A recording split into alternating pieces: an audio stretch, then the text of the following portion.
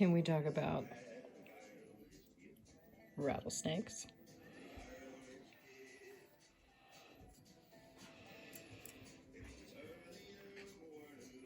This piece is a life-size, hand-forged metal rattlesnake. He is made out of horseshoeing rasps by my partner, who is a master blacksmith. He's perched on a nice big old rock to sun himself after a swim. And we have replicated his swim by giving him a moat of high quality USA made resin. So you can touch it. It's kind of cool.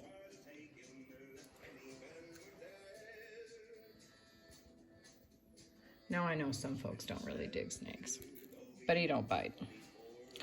I think he's pretty cool. He is a big old boy. He has 8 buttons on his rattle. If you've ever wanted a pet rattlesnake and didn't want to get bit, well, he don't even eat anything. Pretty good deal, really. He was inspired by a rattlesnake that was out for a swim in a lake and then tried to get in the boat with my partner. He is available to a good home.